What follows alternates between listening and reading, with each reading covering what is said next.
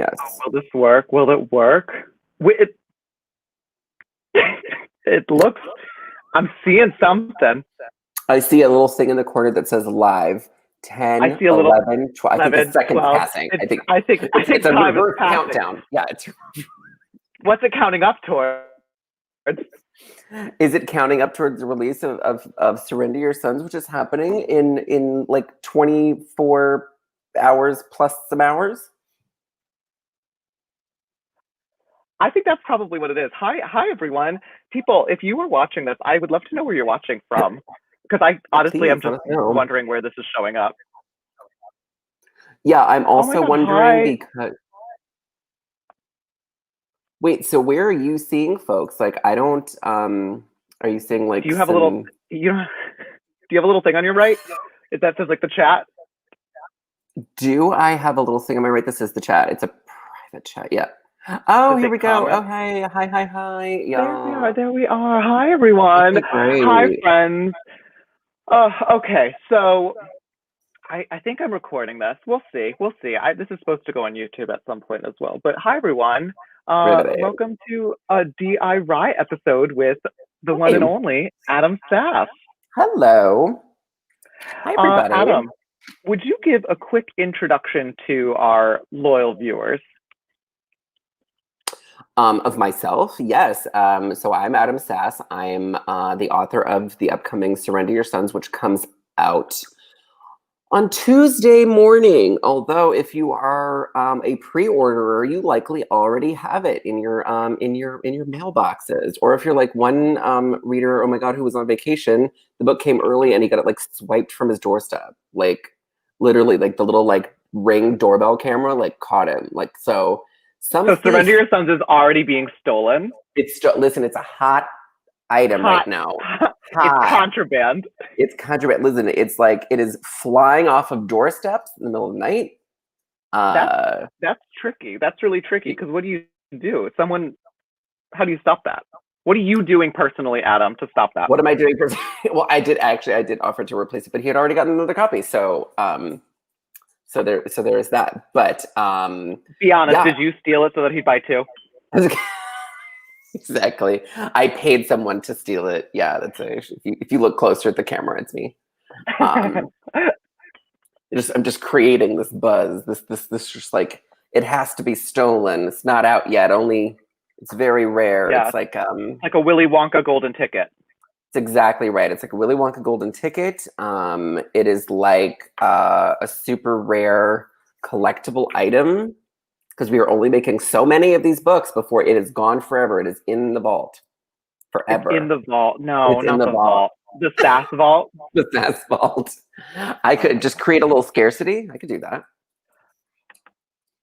Yeah, yes, I mean, scarcity drives up demand. So I think. I would just say like, yeah, we're only making I don't even know, like what's the number? How many books do people normally make? I like really don't know the numbers. 10, I don't know numbers. 11. That sounds like math. Yeah, we're stopping at 12 books. 12. Mine has not arrived yet, by the way. I just wanted to let you know that. It's weird. So like I don't really know how I have the ARC, but I don't have my final copy. Oh my gosh, the final copy. Well, we're calling this a rolling release where it's just like it shows up. It's like a blast radius. It's not really a launch date. It's just sort of like a blast radius. Like some people got it like a week and a half early. Yeah. Some people will get it around the election. It's a big like question mark time. It will just appear in your life when you are ready for it. That's it. I love that. It's just like Jesus and like that one Robin song that makes you cry in like a Macy's. Oh my god. All the Robin songs make me cry. Like even like I've been crying a lot for Robin recently. I just listened to Honey and I cried to Honey. It gets me. I just love these little like sad gay boy songs where you're just in the club and you're alone and like you got like ditched, but it's like okay because you know it's just that's what Honey is to me. I'm gonna end that little reverie of yours, and I'm gonna do a quick. It was over anyway, so end it. So, Adam, I'm so glad. Thank you for joining me on a live episode of D.I.Ry. For those of you that are unfamiliar, this is a show in which I usually am really drunk while making arts and crafts, but tonight a special sober D.I.Y. because it's a Sunday evening and someone's got to get up early tomorrow. So we are not going to be. Oh my God, what are you drinking? Is that the antifreeze that you poured out of the bottle? Yes. Goodbye forever, folks. Hope you enjoy the book. Yeah. Scarcity. Yeah. Oh my God. No, this is it's called Stormy Night. Ooh. Because it's how I feel. No, so this was one of the drinks that my mom made for me for our Chicago night for our tour stop. So we had that. I love that your mom did this. Can you talk about this for a second? Because this is one of the cutest things I've ever seen, like ever, COVID my or not. mom like unearthed that what my mom has always done is that, and this is what has probably led to me being such a complainer, is that like if I complain like carefully enough around her, she will be like, that's something to like get later. Like So I'm very easy to shop for because I just like loudly, I'm just like, oh, just like would get a new TV, but like how? So anyway, so she had overheard me because I was like, because it was one of those things where like things were getting kind of canceled. We weren't only like super sure, we were going to show up at Book Expo in New York in May. We were going to show up at ALA in Chicago in June. And then you and I were both booked for Baton Rouge, Louisiana Book Fest for like, it would have been like literally Halloween. Like, can you imagine? It was literally on Halloween. I was very excited I was actually planning on wearing a costume anyways for all of my tour stops for Bedazzled, but I really would have been blending in had I been one at that event because it was on Halloween. Yeah, honestly, that's like a real sliding doors moment for us. Like you and me on Halloween, like in Louisiana, with the tour stuff. It was not meant to be. But anyway, so my mom created like these, as you saw from social media, she, had a little table with the stuff and had little signs that was like Adam's tour. And she recreated like the food from each little stop. Luckily, like my 3 stops were very unique food destinations. So we got like little specific stuff, and I'm from Illinois originally, like sort of Chicago suburbs. I was in the Chicago suburbs, and then in like a kind of a little farm. We were all over that state. So Chicago food is like very, very unique to us. So this drink is from a restaurant called Wildfire, which is in like Oak Brook area, and Stormy Night, and it's really, really, it's sugary as shit, but it is really good. And then so she's gone for the weekend. They went off to Myrtle Beach safely. They just go there. They have a place there, and they stay there, and they look out at the water and the ocean, and that's it. They do not mingle. They are mass believers. No one's mingling at Myrtle Beach. No one mingles. No one mingles. Not a single mingler. Yeah, not a single mingle. But they left, and she was like, "I left a little extra Stormy Night for you for the weekend." And I was like, that's so nice of you. That's like when a mom's like, I left like cash on the counter for pizza. Like she told her adult gay son, like, don't worry, I left you a sugary gay drink. It's bright blue. It's like Gushers blue, idiot. Have a good time. It really is Gushers. It's just like adult Gushers. I can't make fun of you because I can't show you the tea that I'm drinking, but it's also bright blue. But that's because I put special flowers in it that turn things blue. Because that's what I've been doing recently. I've just been turning various foods blue with like natural flower petals. Okay, so you're like Poison Ivy low key, because you're like Miss Flowers. I'm trying. I'm Mother Nature now. Like you've got this garden in the back. It's true. It's true. I harvested my own rosemary recently. I put some like fresh garden thyme on something.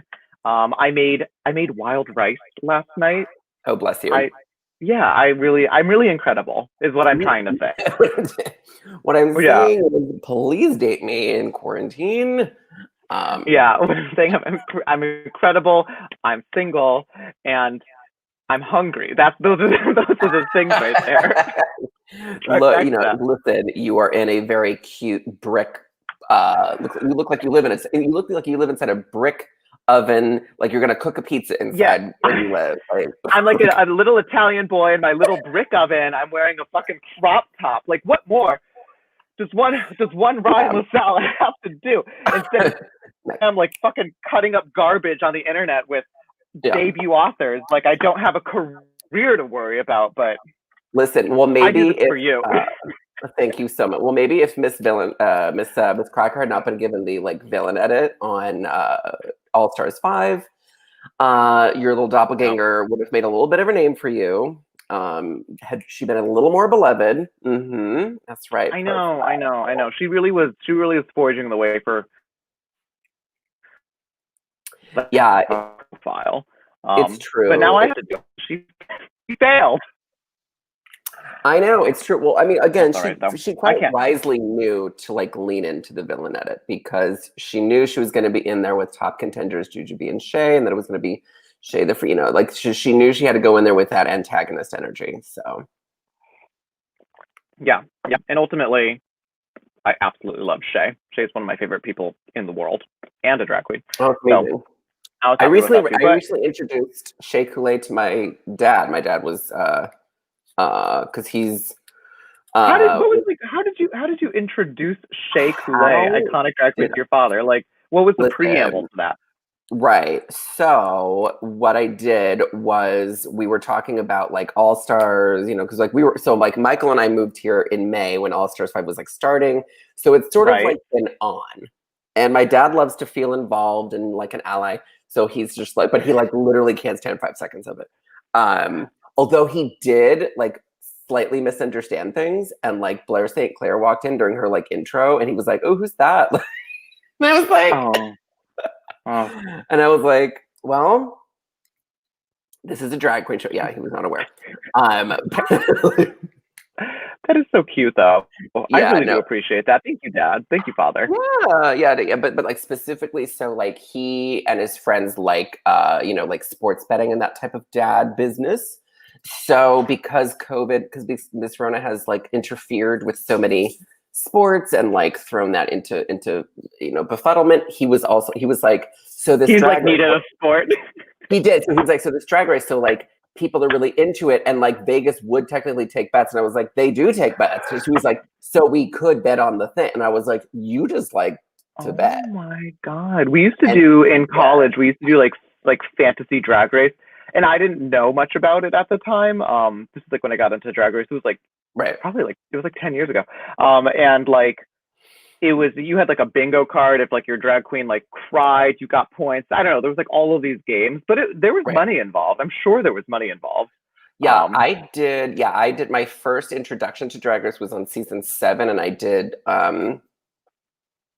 on that one. I bet like $5. I did the betting. I did this. This is Madonna and Dick Tracy doing more. Yeah, so that's like money to me. So. It's like, do you take Apple Pay? And they're like, no. And you're like, what about if I did a little ditty? Do you take jazz fingers? Do you take show wrists? A little bit of this. How about a little Sondheim? How about will a Fosse neck do it? Oh God, Liza Minnelli trying to turn on a lamp or off a lamp is my favorite thing in the world. And by the way, I would like to just thank you, David. I am extremely humble. And I feel like I don't get enough credit for it. So that's why I give the credit to myself, because you know, I know my worth. And I tell people that. Listen, well, because you and me both, because like if we don't do it, who's gonna? No one. No one likes us. So every relationship I have with anyone in the industry, I have rotted to death. So it leaves me to do. Yeah, we have left a trail of bodies in our wake. So like, if we're not like, listen, how are we gonna fool people? The first step to fooling people, if you can't fool yourself, how are you gonna fool anybody else? Yeah, if your self-delusion isn't strong enough to like totally warp your sense of the reality, how are you going to trick other people in the audience? They're going to know that it's a costume. They'll know. They'll listen. I feel like this is just very Velma Kelly energy. It's just very like, I love that. I use that line a lot, like at the end of Chicago, because Roxy's all ruined. Can't do it alone. More risk. Do it. With like the guns where they're like, nowadays. That one. Exactly that. No, it's right before their big final number, and like Velma finds Roxy, and she's been all ruined, and she lost or whatever. Like they moved on to some new murderess, and then so she's like, Velma's like, what if we did a double act together, you and me, blah blah blah, and then and then Roxy's just like, absolutely not, that would never work because I hate you, and she's like, there's one business in the world where that's not a problem at all, and I feel like that's definitely publishing. I feel like that was me. So you're on the eve of your debut, so like you're in the mix of it. But like I have since debuted, so I've been relegated to like a shadow character. So like I'm Mama at this point. I'm like something my ragu. like no one, like it's like a tweet where it's like no one, or like no one says anything, but like Ryan LaSalle comes in like bum bum bum bum bum bum bum, like just like kits out. I love this shit where you're like, this, let me tell you, in my day, and you like debuted like 9 months ago, like I love it. It was an eternity of quarantine ago, but like it was 9 months ago. A lot's happened. But like I know I haven't. I'm not even like I have not been a year published, but I do get to say that like the industry has changed. Like I remember the before times. Like I was part of that. And I feel like I'm like the last unicorn from before COVID. That's how I feel. You really were like the last time we had fun, because I think even like I came home from the UK and then everything shut down, so I feel like I lucked out. This is why I don't complain about shit, because I really got to do so much. And then now watching what like all the authors have to deal with like this year and just like moving forward, I commend people so fucking much. So fudging much for doing all that you guys do. So I have to hand it to you. You have a much harder job than I ever will. Thank you so much. Yeah, I'm looking forward to when my mom does a UK themed party in the kitchen, serving fish and chips. It'll feel just like when you got to go to the UK to talk about your book. Oh God, you're gonna sit in the audience and be like, "Surrender your sons." That's my British accent. Surrender. It's just bag of chips in the audience. Yeah. That's exactly what I was thinking about. Anyhow, so my contribution to your debuting is going to be arts and crafts. Thank you for joining me on this, but I figure we should probably get started, because we've been vamping for 20 minutes. So. That is part of the instructions of the craft. It's like vamp for 20 minutes, get warmed up. It's part of the it's that voice and movement before you have to really warm up your body and your voice and everything like that. It all has to work. This is reverse, so you look good. I'm just fixing my hair. And okay, so today, so for anyone who's here with us, I purposely didn't tell anyone what we were doing ahead of time, because I didn't want anyone trying this at home. In part because it involves fire and burning plastic, so you need some separation, and I really would prefer if people don't do this at home. So teens, kids, if you're watching this, don't try to be us at home. Yeah, just grab an adult. But anyhow, what we're doing today, and I've done this once before, so I'll show you my first try, is that we're making flowers out of garbage. Isn't that exciting, everybody? And Adam, I chose this because, and I'm going to have you talk about Surrender Your Sons as we begin our step one, but I feel like with quarantine, everyone's trapped inside and just like looking at things. I'm just like constantly looking at my like overflowing recycling bin full of like sodas that I now drink. And I was like, what can I make out of this? So this is how this craft came to be, but I thought it'd be like a fun thing to do. So I hope you're up for it. I know you tried to tell me that you're going to use an antifreeze bottle before, and I told you. So already we're up on the wrong foot, but okay. I was so proud. I was like, because I was like, look, because he was like, okay, get an empty plastic bottle. And I was like, I don't know how to do that. So then we were filling up the washer fluid in the car yesterday, and I was like, oh my God, this is like the perfect ass bottle. And I took a picture of it and I sent it to you, and you were just like, ha ha ha, don't, like, joking. And I was like, no, perfect. The synchronicity of me needing a bottle, and here this bottle is. And you were just like, me like a canister of like gasoline, being like, look, Ryan, this will work. I'm like, listen, it's an empty Valvoline. We set it ablaze.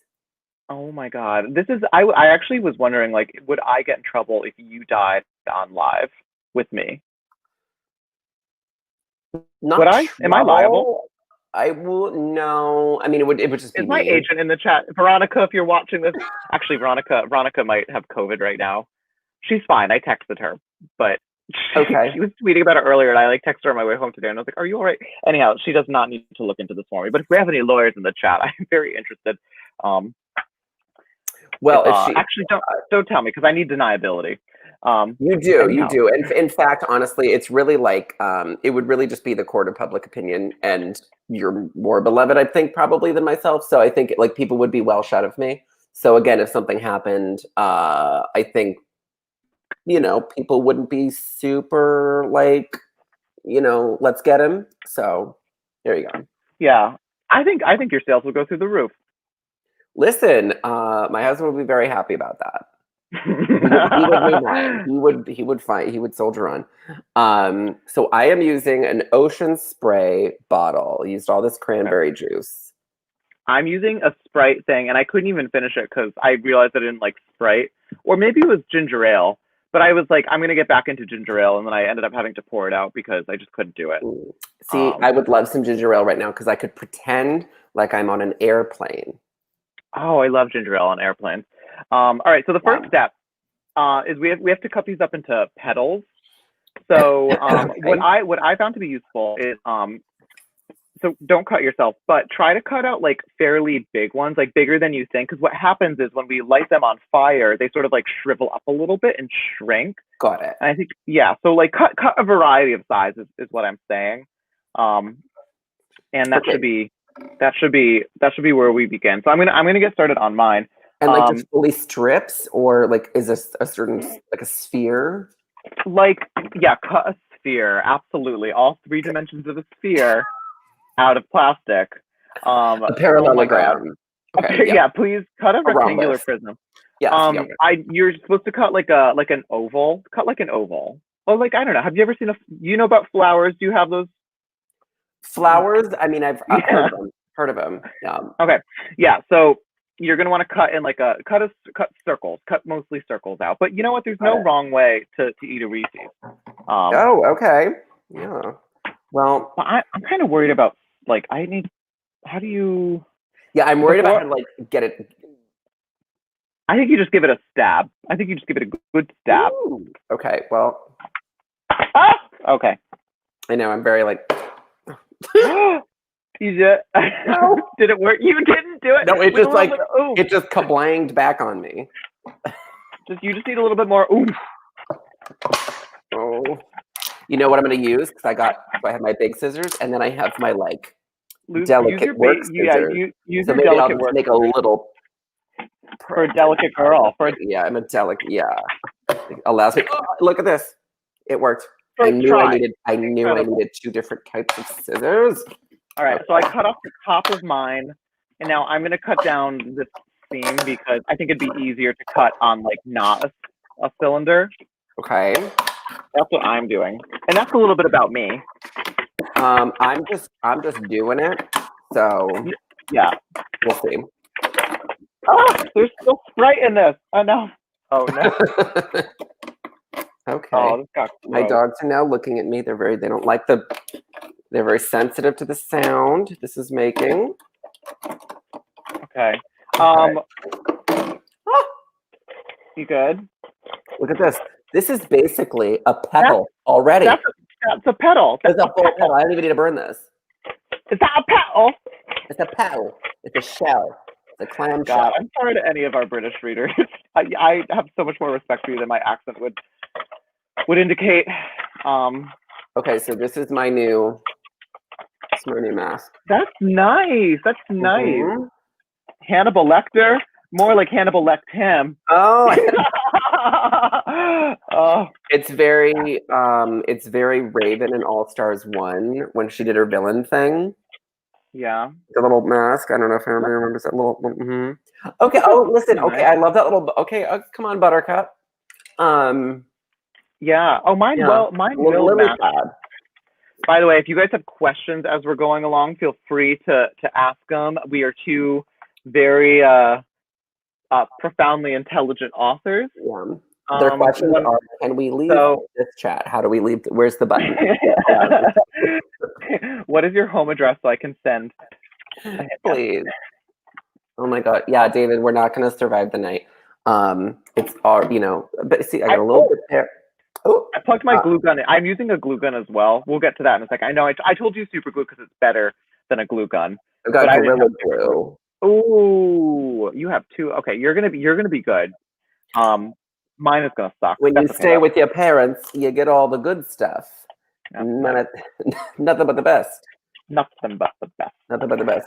Okay, so we need a candle though, correct? Do I light that now? Should we do the candle moment? Or did you cut out all of your petals? Let's wait for the candle. I actually want to limit the time that there's an open flame. But while you cut out your petals, I would like you to summarize your book for us, for anyone who doesn't know about it. Okay, so I will talk about my book right now as you are hearing a horrible squeaking sound of scissors cutting through plastic, which is the experience a lot of people have been having reading the book. Which is great. So yeah, even people who like super love the book are like, it was a heavy read. It's not for everyone. It was triggering, but very good and important. So I've been enjoying a lot of the responses. It definitely seems to be taking it's leaving people feeling a very certain way, which I love because it's an emotional book. So for those who are in this chat but do not know what my book is about, it is about Connor Major, who is a 17-year-old Gaby who is going to spend his summer vacation on a mysterious island that turns out to be a conversion therapy camp because he came out to his religious mother and it did not go very well. And so she has sent him off to this conversion camp. So it turns into he meets all of these different campers who are there, all these other queer teens like himself, some who have been there for almost a year. And what he discovers is that the camp is I keep wanting to say sitting on a secret. The camp is sitting on a secret. and everyone's very mysterious. It's very lost. It's like everyone's got a secret. The camp is hiding something. It's a conversion camp, so they're also very much up to no good. And it is definitely like a spooky ooky camp. And so Connor and the others decide that they are going to find out what this camp is hiding and close them down and escape. So it's an escape adventure thriller. Oh my God. Okay, I'm amazed that you were able to summarize that because I could barely even listen while doing this.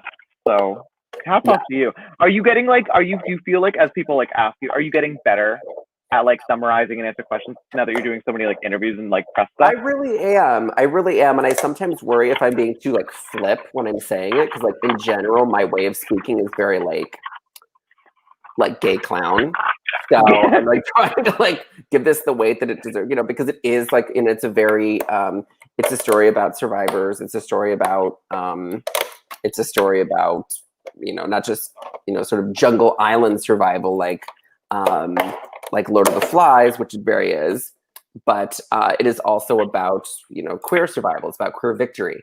So this is something that it's always been very important to me, obviously, as a theme, as a feeling. But mostly, I just wanted to do an action thriller with all queer characters and have it just be this big victorious story because I'm such a thriller lover. But a lot of the thrillers I grew up with in the 90s, if they did include queer people, were crazy, or they were villains, or they were the murderer, or they were some one-off victim or something like that. They just really did not factor into it in any significant serious way. And I wanted to have something where it was literally okay, we're going to have an all queer ensemble, and it's going to be just a big victory for everybody. I love that. You know what? Gay people winning is such a mood. And not at the expense of being gay. You know what? Oftentimes, if a gay person is successful someplace, it's because they like butched up. This is the same thing with like the like classic female heroine and like the conversation around like Katniss Everdeen, where people were like, yeah, like, you know, she's only heroic because like she's acting like a dude, and I love her a lot, but I also like there's room enough for like someone to win by being as much of themselves as possible. Well, it's funny, and if that means being super gay, then great. No, yeah, and it's funny you should say that because I modeled like queen of the like thriller movie, who basically like Jodie Foster, who like famously, I think like she's one of the ones a lot of other like actresses just now. Oh, say that again. You broke up, dear. Oh, I was asking if you would fan cast Jodie Foster as Connor Major. Oh, no, but actually, so Molly Partridge, in an original draft, I literally like, this was like what a bad writer I was.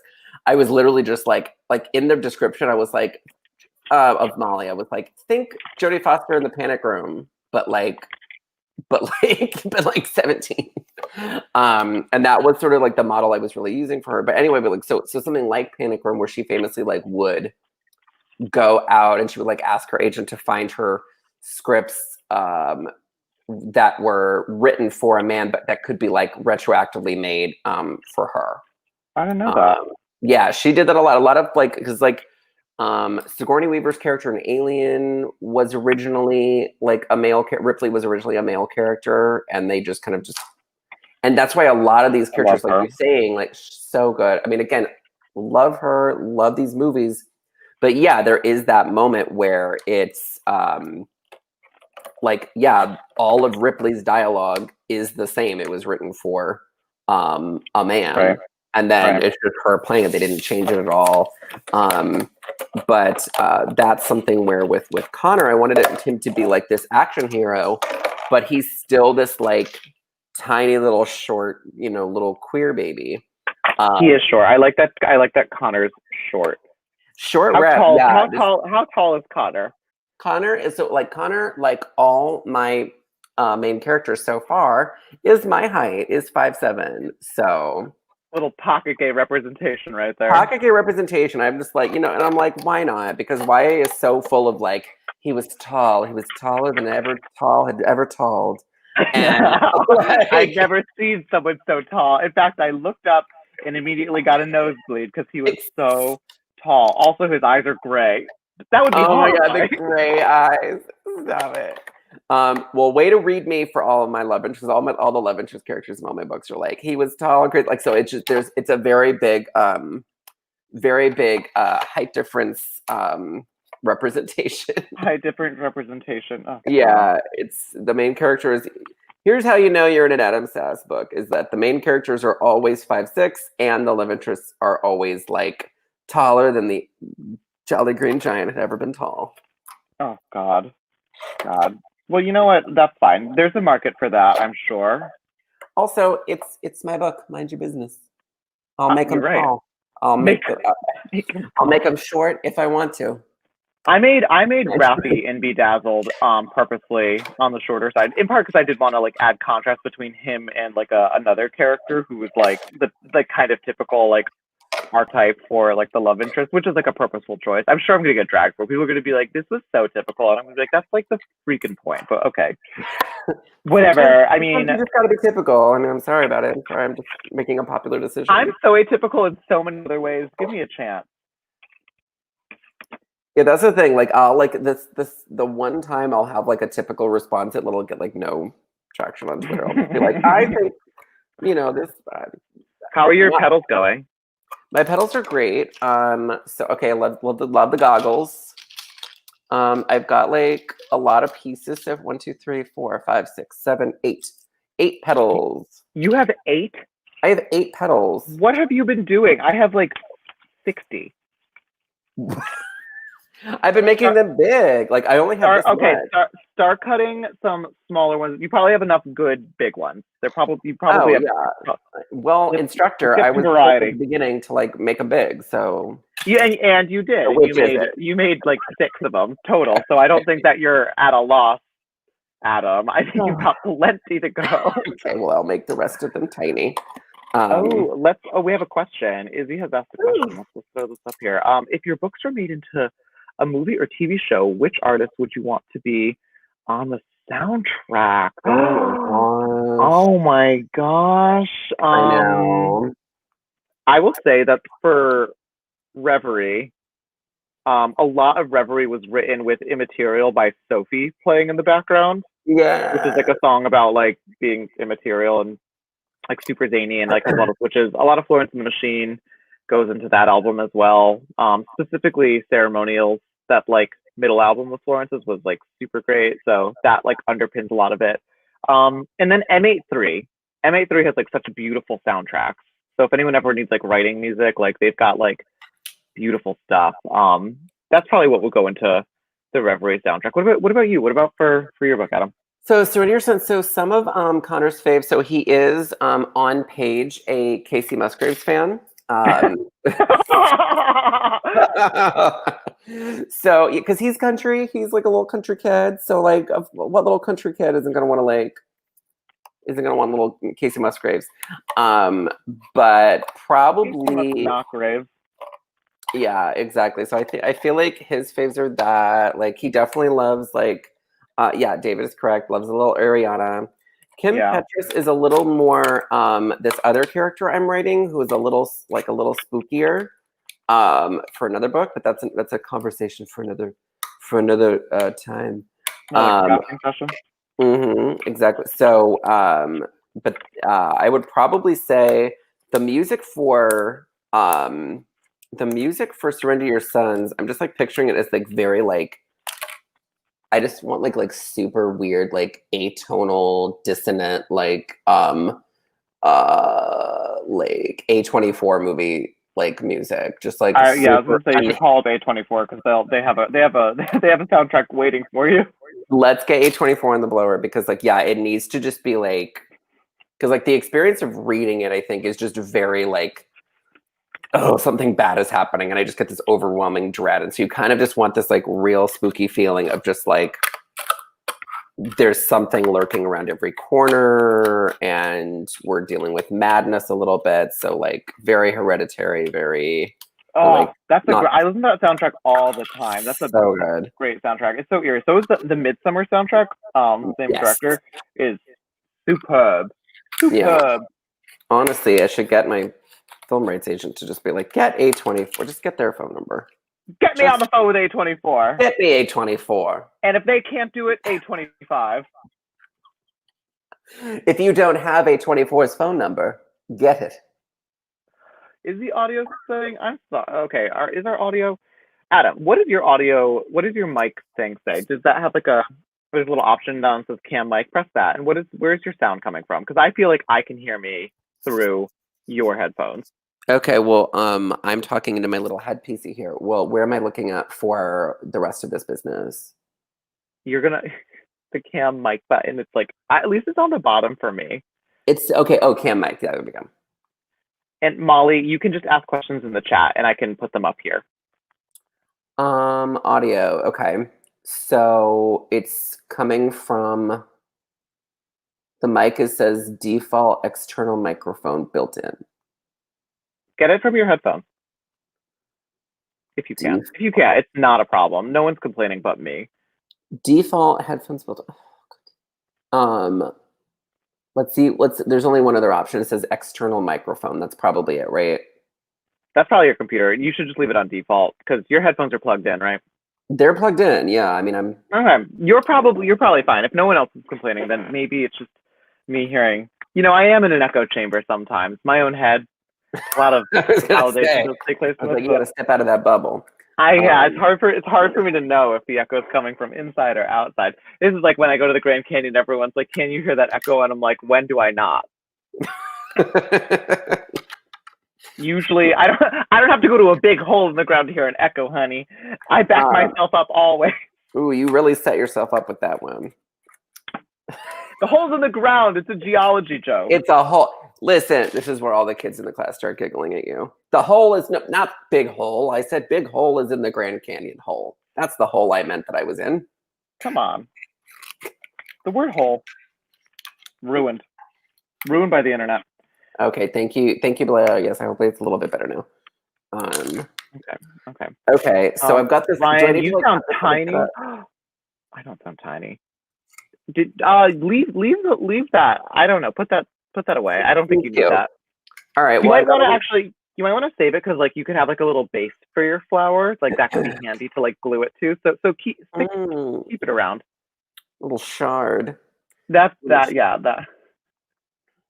Oh, yeah, David. Yeah, David. I am making a brown flower. Yep. It'll be nice. It's gonna be like sepia. Exactly. Sepia tone. Like all of my Throwback Thursday pictures. Every time they're like, okay, now show a picture from when you were 18. It's like, it's like this old ass looking picture.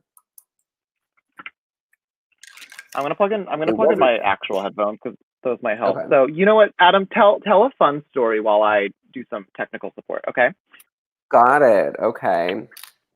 Hey, now I'm freezing up. Oh God! If you can't perform, you're gonna have to get off the stage. You can't perform. Okay. Some girls would kill to have your position.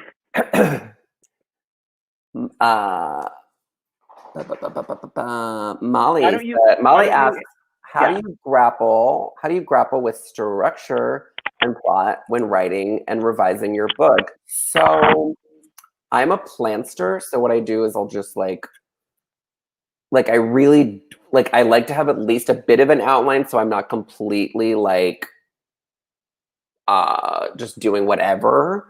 But I am like, I do want to just have like a little bit of structure, but once I'm in there, I'm like, oh, okay, this is like totally changing and that sort of thing. So, I think it's one of those things where like, I feel like it really is just about listening. And I was just talking with David, who's in the chat here, about how I really feel like writing and drafting is really a lot closer to summoning. Because summoning, it's getting witchy. Let's get witchy, Ryan.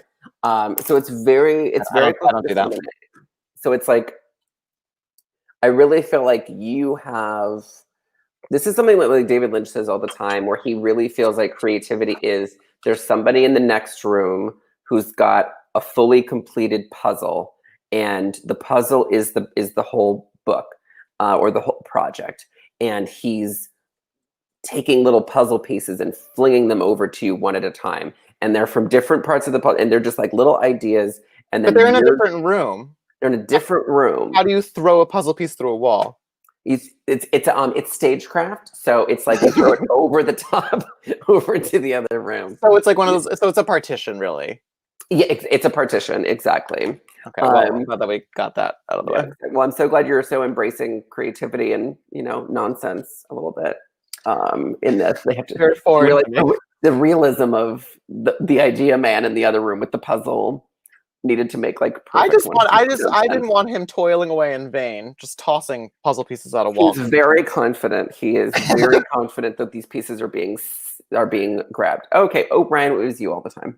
Great. Okay. It is always my fault. That's something I should learn. See, that one's on you.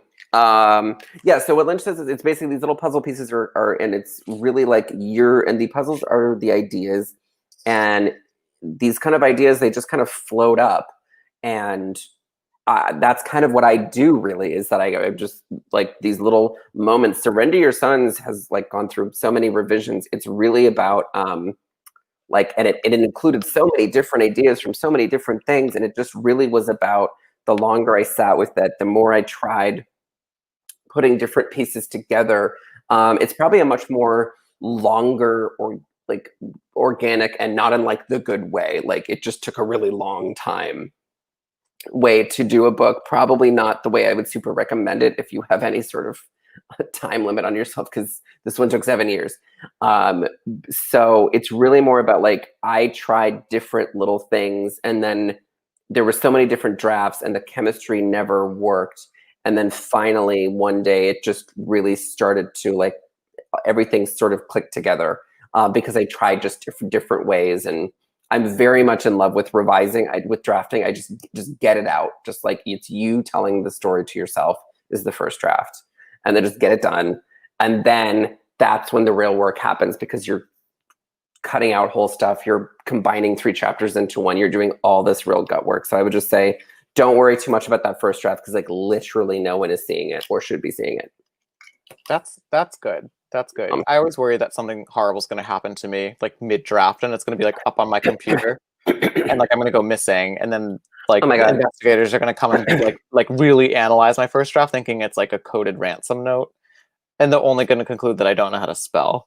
That's what I'm really worried about with like not like worried about, but like that's what like I'm always like weirded out by. Yeah. Whenever they're like, we're publishing, you know, the estate of so-and-so is publishing their unfinished horrible. And I was my like, worst nightmare. I'm never going to die. Do that. Like, because of that. Like, that's not allowed. Like, I'm going to have one of those like estates that's just like, unless he like physically was like, okay, like not allowed. My greedy caretaker is gonna have to take a lot of advantage of me in order to get those out of my like arthritic hands. I'm not letting go of any of my drafts. Yeah, this is you'll be in some sort of like Harper Lee situation where people are like, is someone taking advantage of National Treasure Ryan LaSala? Honestly, it's gonna be like America's Next Top take advantage of Ryan LaSala, like in his senile years, because there's gonna be a lot of people vying for that position in a matter of time. You would be, you senile would get like tricked into signing your name to this like anti-cancel culture letter. Like you're just like, I agree. I don't think anybody should be canceled. Like a vaguely worded letter on like, like it's gonna be me. Just say Margaret Atwood. Oh, by the way, this is my mother who has asked the next question. Hi, honey. What color is your hair? Hey, Mom. It's like a washed out blue blonde. It's like sort of like a watered down green. I don't know. It's like bluish. Not good. I wouldn't actually call this a color. I mean, I'm less like I don't know how you can be concerned with the color when the bangs are really what we should be talking about. Okay, Mom, turn it off. They're attacking me. I don't want you to see this. It's gonna be humiliating. I love it. I think everything worked out this. Oh, okay. So we've got the petals here. So I'm not really sure. Like I got these little smaller pieces. Just save them. Just save your pieces because let's get into the fire part of this. We're into the fire part. Yeah. So I'm using this massive like candle that looks like something out of like Crimson Peaks. I was gonna say like, okay, Scrooge, like yeah, and I use it to like go down my staircase at night when I'm like, Jebediah, are you in the bed chambers? Like that's what I do at night. Yes. And my matches are by Chanel. What are you using? So what I'm using is a Yankee candle. It is a pumpkin buttercream candle. It's a returning favorite, originally poured in the 2000s. Now, for those of you who are not candle gays like myself, I hate Yankee candle. Just let me get through. This is the fascinating meat of the video. So Yankee Candle has their own like Disney vault, basically, where they're like, okay, pumpkin buttercream is going away now because they have like they have all their scents. Listen, if Anne is still in the chat, Anne knows about this. Surely. I guarantee my mom has no clue what you're talking about. Mom, if you know if you've been in the candle vault. Okay, the candle vault. So like Yankee Candle has that every year. They're like, okay, here's our usual stuff. Here's stuff that's still in rotation. And then they just started bringing out returning favorites, which means they de-vault an old scent that people in the Yankee Candle Reddit threads probably are like, what happened to pumpkin buttercream? It was everywhere, and then they stopped making it. What? Someone's got to answer for this. The Goodreads reviews are not good. No one sleeps until we find pecan buttercream. Dear madam. So what they do is they'll say like originally poured, and then like the decade in which it is. So there are some that were like originally poured in the 1980s. Like they'll bring back like a fully 1980s candle. Like it'll be like Granny Smith apple, and people are like, "Oh my God, it hasn't been seen since Reagan." I haven't seen a Granny. God, this is sick. This is what's sick. It's very sick of me. Pathology of Yankee Candles gays. One of my friends, Ben, is a Yankees Candle gay, and he would drag us into the Yankees Candle all the time. And I'm loving that you're saying Yankees Candle. Is it Yankee? Yankee Candle. I think you said Yankees Candle like 3 times in a row. So it was not a mistake. It was not like a one-time thing. No, unfortunately, I don't make mistakes. So I'm sure the second website, I'm sure we would be something really. Okay, so now we're gonna do something very fun. As in, we're gonna watch this gay guy try to light a match. Yeah, I would like. I can't wait to watch very fun for your viewers. Yeah. So here we go. I had a bad incident as a kid with a match. Nothing dramatic. I just lit a match and it scared me, and that's the story. I've never tell that story again. Oh my god, you got it out. All right. I got so scared. I was like, and it didn't burn me. It literally just lit, and I didn't like it. I have a really bad reaction with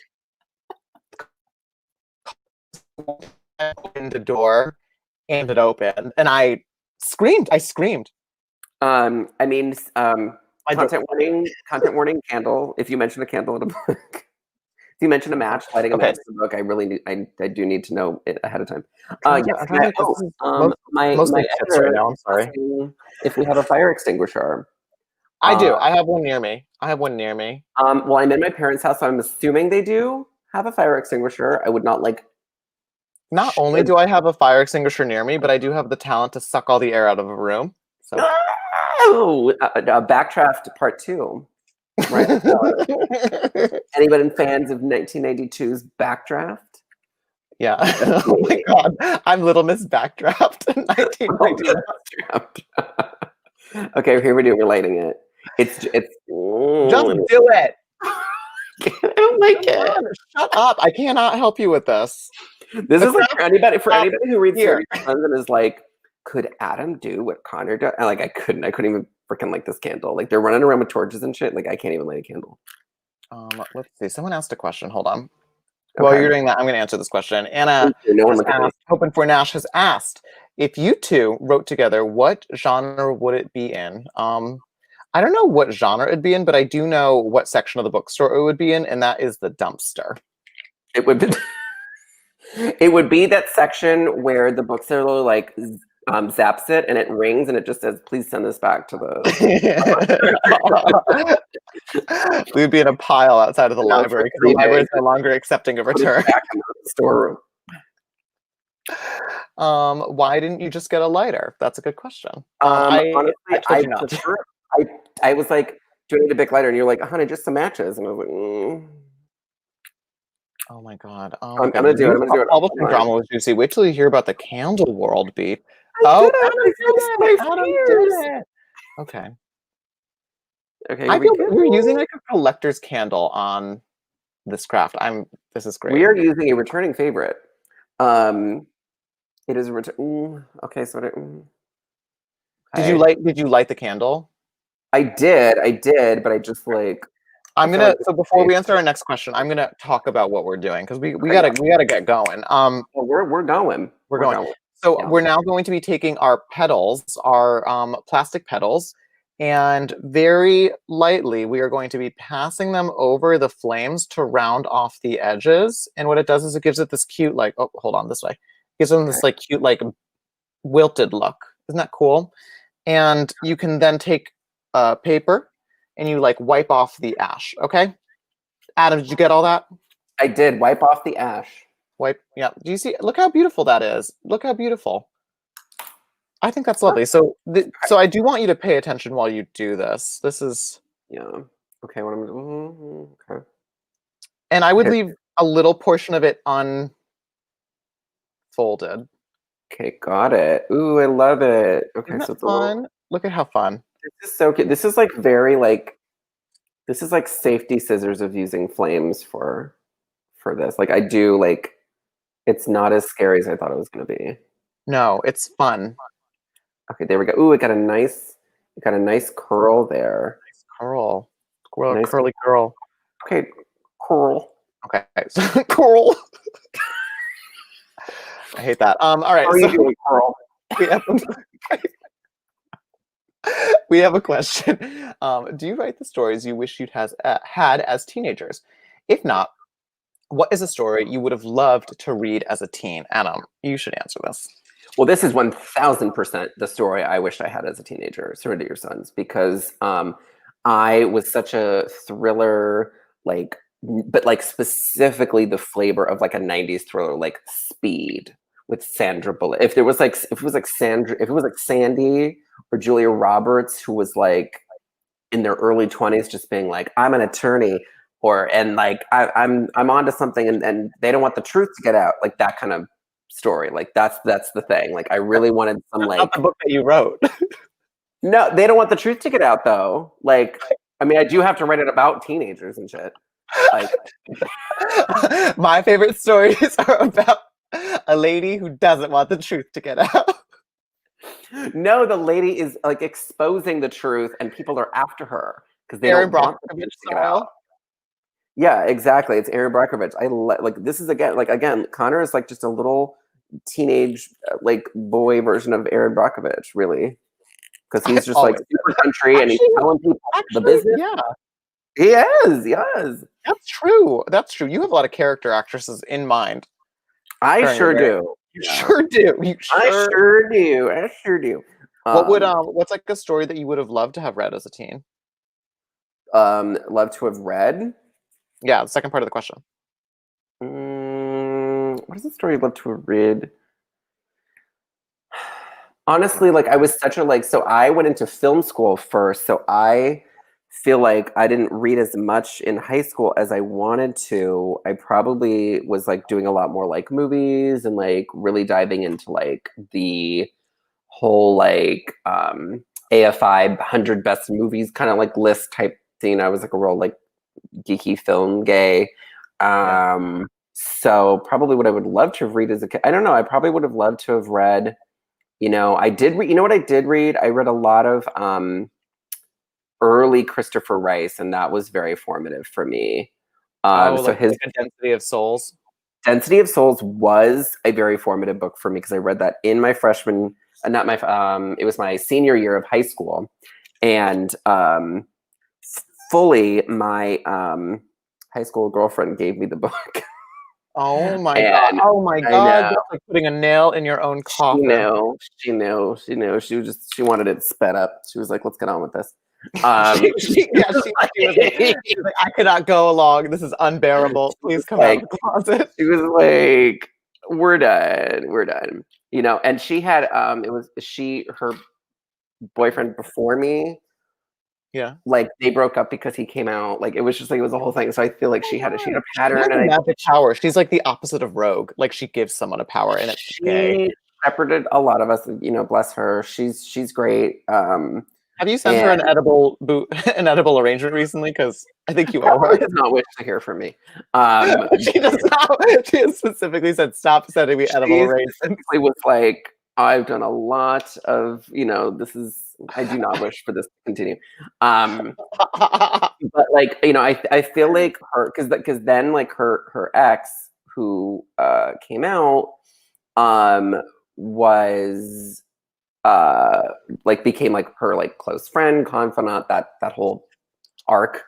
And it was a good moment. And so like I feel like he like at some point probably had clocked me and probably was a little like, don't invest too much in this guy.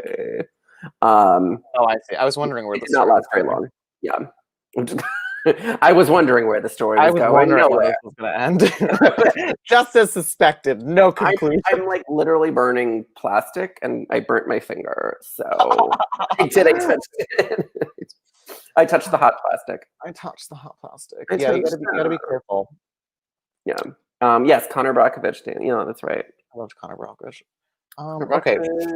For me, do you write the stories you wish you had as a teenager? So actually, Reverie, if I may be so bold as to answer this myself, Reverie actually I started as a teen. I started it in high school in response to like the YA that I was reading at the time. Yeah, I started as a teenager.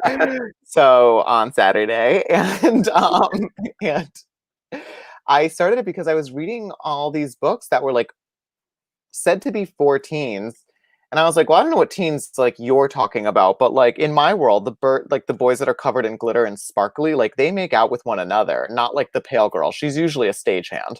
And I just like couldn't believe that like I just couldn't believe that like there were just like no queer people in like anything. And so So I started writing Reverie sort of in response to that because I was like, whatever, I'm gonna write my own story because, as we know, I'm like very delusional, and so I was like, I can do this. And then eventually, I would find my way towards like Boy Meets Boy because my mom actually gifted that to me Christmas when I was in high school, and it was like this like thing, like, oh my god, like this stuff exists, and then getting to actually like meet David Levithan and then like travel and like do events with him was like a really cool moment for me because it was his book that was like, oh, like this is the first time I've actually seen anything written about a gay person, like from the point of view of a gay person by a gay person. Like it was sort of the perfect thing. So yeah, Reverie sort of came from that, from like a spiteful place is what I always say. Exactly. And while I wish I had it as a teenager, it's probably good that I didn't, because if I'm this gay as like someone who didn't have like super fantasy, I could imagine how bad it would be for everyone else if I had that. I think I'd basically be him from the Powerpuff Girls. Oh my gosh. Well, I'm a little too old for that reference. Oh my god.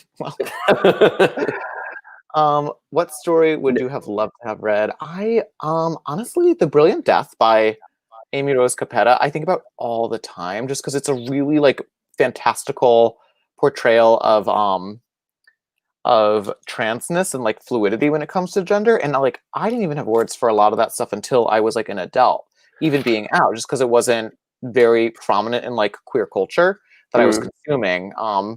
And that book I think is just absolutely fantastic and like beautifully written. So I think that would have been, I always recommend that when folks are asking. I also think Surrender Your Sons would be a great book for teen me to have because I love Connor as a character, and I really love like queer characters who like have a goal and go after and aren't sort of like, not that there isn't a place for sort of like the like soft cinnamon rolls of YA, like those guys are fine too, but oftentimes like, I don't know, I like to see, girls and drag queens and queers like have a goal and like put their mind towards it and be sort of like unrelenting in the pursuit of that. And that's that's one of the things that I really like reading about with Connor, because I was like, oh, like he's not taking shit from anybody. And even, I mean, that's not quite true. He's smart about a lot of things. But like when he does take shit from somebody, it's very like he's intending to. Right. And he like talks about it. Yeah. And there's like a savviness to like the way that he navigates the world. That's not simply just the like himbo, right? Like it's not just like simply like, oh, like I'm just at the disposal of like what people think of me. Don't hurt my feelings. Like, and that's again, that is a fine character, but that wasn't me in high school. Like in me in high school, I was this like, conniving little person trying to think of like, how am I gonna make friends? How am I gonna survive? How am I gonna make people laugh? Like I was always thinking about things like that, entertaining and things like that too. And so it's nice to sort of read from that point of view in like a YA novel. Well, I super appreciate that because I feel like because Connor as a character was somebody who like I really wanted that to be like, because again, like you said, like those soft cinnamon roll characters, like they're not bad or whatever. It's just like it's not my specific lived experience, and I don't really have like a ton of exposure to that type of queer person. Like all the queer people I knew growing up, like, and then like in college and whatnot, are all like just like super rotted and like we're gonna tell you your business, and so I feel like I was like, I'm like, listen, if that's somebody else's like experience, they'll write that, and there's plenty of people, great authors who do write that. You're actual nice people who are own voices nice. Own voices nice. Never. Can't relate. It's not own voices when I write a sweetheart. Yeah, I would. I'm not writing in my lane.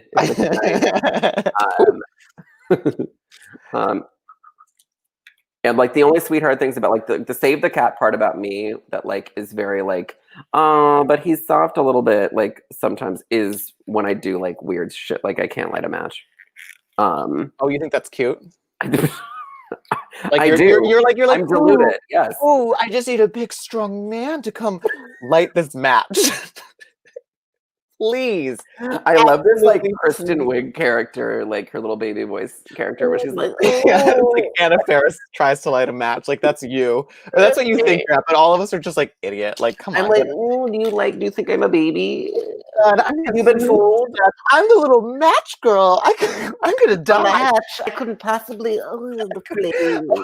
Oh, that brutish expectation. I couldn't possibly light a flame. A flame, but what would happen if I got an ouch on my finger? I hate this. By the way, I have so many petals. I feel like you've made 2.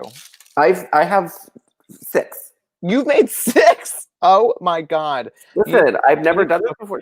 Okay, does anybody have any questions for me? Adam needs to focus.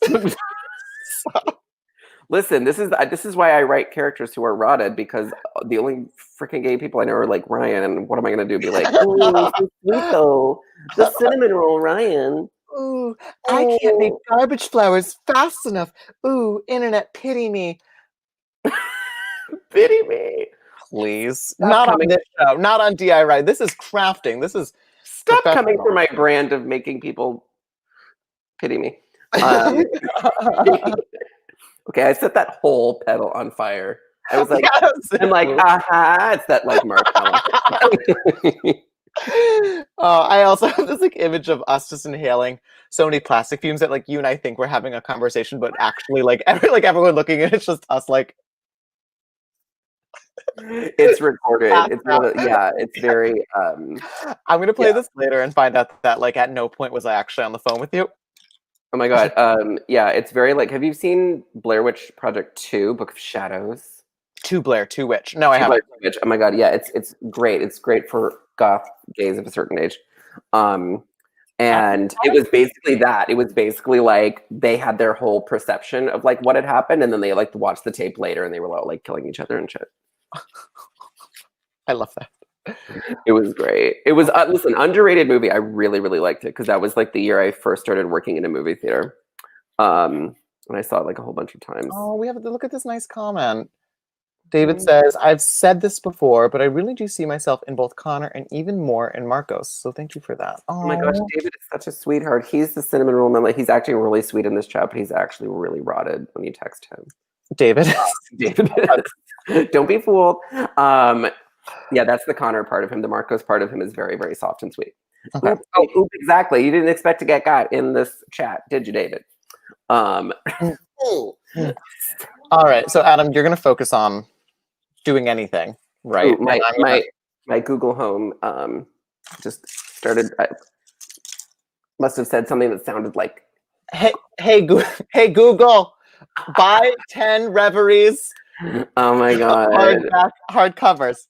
They were like, the book Reverie is no longer in print. All right, I'm going to talk about my second book because Anna, hoping for Nash, has asked me, Ryan, pitch Bedazzled for us so Adam can stop talking. You really hit the nail on the head. This is why I write really shady. Silence other gay authors. Really, there's no point to write unless it's silencing Adam. Because we are here to Silence of the Adams, yes. Silence of the Adams. Silence of the Lambs, except it's like Gwen Stefani's fan. Hate you so much. Anna asked you a question. Take this seriously. Or Lambs, Mariah Carey's fans. I think they're Mariah Carey's fans. The Lambs, yeah, the Mariah. Oh my god, I can't wait for the next time Mariah Carey does something awful and like her fans are being quiet online, and I can tweet "Silence of the Lambs." 2 people will get that. It will be wonderful. Well, anyways, actually, Michael would get that. Michael's a huge Lamb. Mariah Carey or Hannibal Lecter? He's a big Hannibal fan. Mariah Lecter. All right, so Bedazzled is my second book, and Bedazzled is I don't have one near me, but it's if you Google it, it'll come up. But Bedazzled is my second book. It's not related to Reverie at all, and it's about this arts and crafts prodigy named Raphael. His mom's a big classical arts fan, and Raffi's specific talents lend themselves towards like cosplay and arts and crafts, and specifically like cosplay competitions. Like that's his big dream.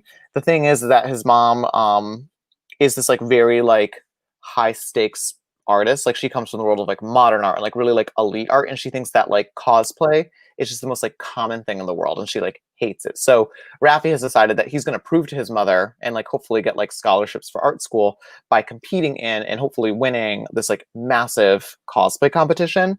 And so that's where the book begins, except he shows up, and in chapter 1 his like main competition shows up, someone that he's not expecting, and his main competition is his ex-boyfriend Luca. Who love that name, Luca? Right, isn't it cute? Name. And Luca and Raffi were actually supposed to compete together as a partnership, but cosplay actually broke them up, and now they have to compete against one another. And so the book jumps between two timelines. You immediately jump back in time, like to a year prior, and learn about how they met. And so the book sort of follows like how they met, like what went wrong, like what happened between them, and then how they meet again in like the fray of this like large cosplay competition as totally different people. And you know, it gets a little bit heated because it's a competition and like heated. Yeah. And there is heat. There's hot glue everywhere, and they have to figure out how to mend their relationship in order to, you know, work together. So super cute book. I had a lot of fun. Right. I love this mom. I love this like mom who's like January. I'm so sorry I interrupted. There was a delay. Oh no, the mother in it, I should say this because my mom's watching. The mother in Bedazzled is not based on my own mother. And I have had to say this so many times about my own mom. My mom is like, well, because like my book is like, the mom is the villain number one. The villain is and it's like, and that's why she actually did this whole tour for me, is just so that she could like really clear her name. Yeah. Oh my God. Okay, so these are all of my petals. I have a lot of them. Okay. I'm gonna where are you at? Did you get some stuff done? I've got like I pretty much only have like 3 left. Yeah. Okay. All right. So the next task for anyone following along at home is we have to take these petals, and starting with the like bigger ones, we're gonna glue them together. So this is why crazy glue is sort of the right thing to use. Hot glue is gonna sort of like further melt these. And so while Adam's doing that, I brought some, I didn't tell you about this, Adam. I brought some extra supplies so that I could glue them to something, because I found that crazy glue will work better than hot glue, but hot glue sort of melts everything. So I have some wood pieces, some little wood pieces that are going to be the base of mine. So I'm gonna glue these together while we're chit-chatting. I've got like very chimney sweep fingers right now. Wow. Am I not supposed to like, how are you? Am I doing this incorrectly? Is the returning favorite like a really toxic candle to be? Is the returning favorite? Oh my God. Okay. Favorite. I can't believe that you're using a collector's candle. Okay. So I'm gonna go ahead. So I have like I have 13 pieces total. 10 are burnt, and then I have like 3 more to go. Are you wiping them off with your fingertips? Is that why you look? No, it's just like really, really dark. I don't know what to tell you. Sorry. Look, Adam, you're doing a great job, and I don't tell you enough. Thank you so much. I'm very. Thank you so much. Okay. There we go. Doing that. I'm just gonna real quickly. No. See, I'm like, my problem is like they're getting so hot. Like I have to like put them on the counter, but then they're like melting into the counter. Yeah. I'm like the pheromone of this. I'm just like, oh, I love her.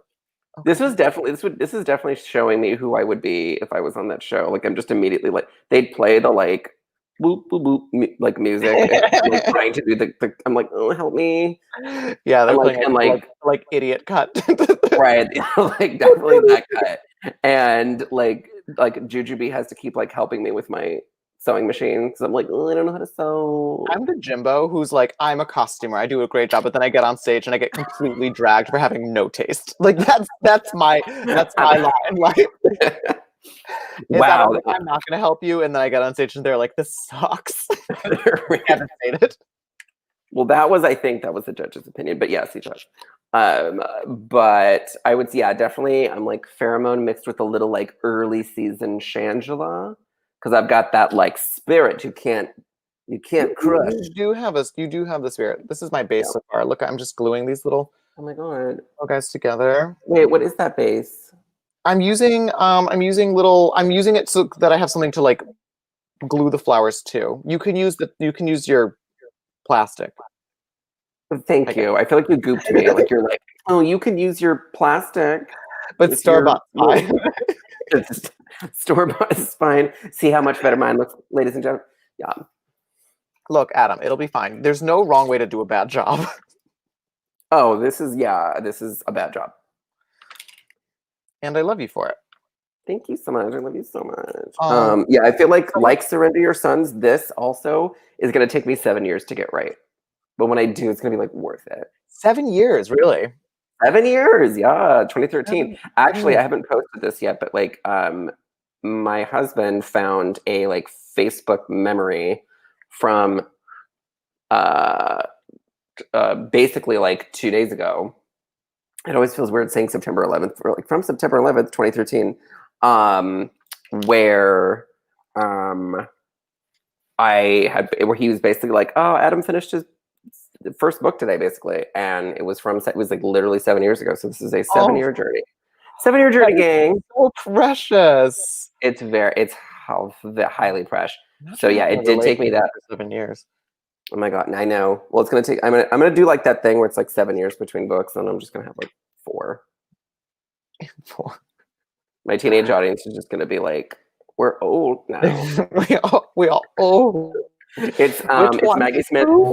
It's Maggie Smith in Hook, where she's like, "I'm old. I can't follow you to Neverland again."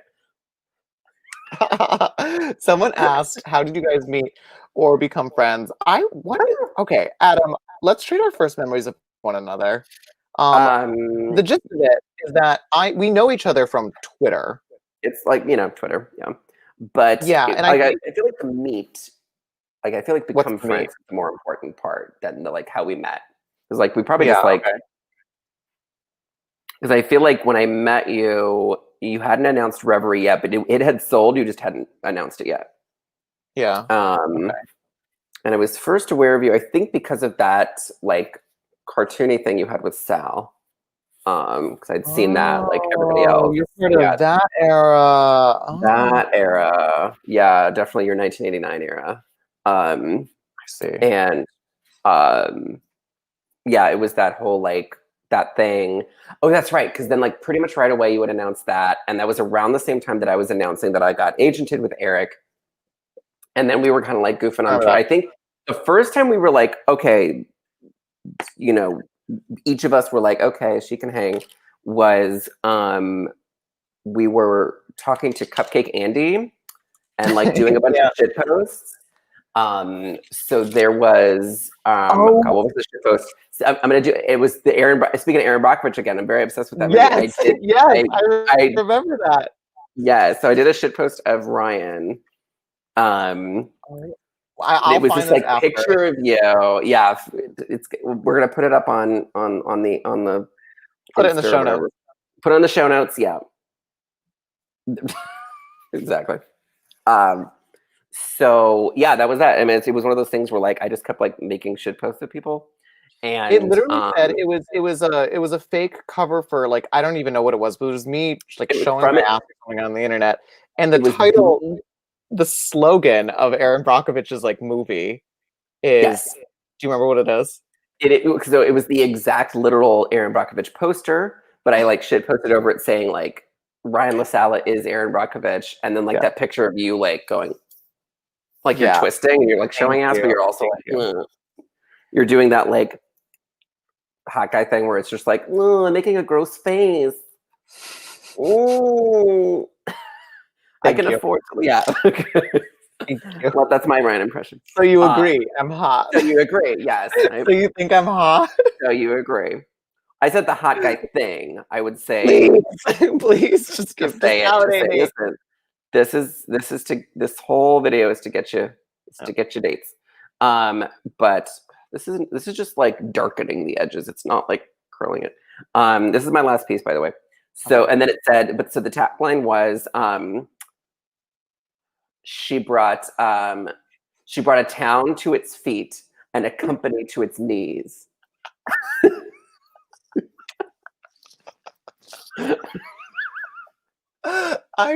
Oh God, that is also my like first memory of like friendship. That was like the spark of friendship is when you made that, and I like retweeted and I was like, this is it. This is someone I need to know better.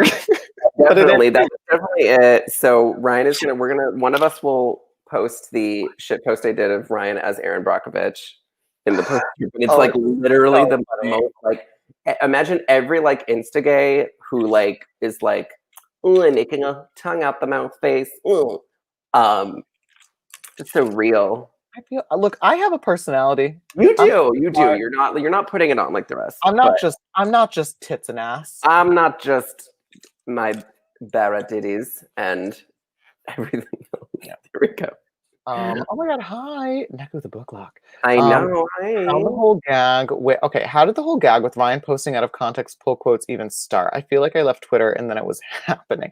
This is an accusation, not from the comments. This comment's not an accusation, but so I feel like I also left Twitter and then showed up and I was being accused. This is Eric Smith, my agent, and I gaslighting Ryan Sala.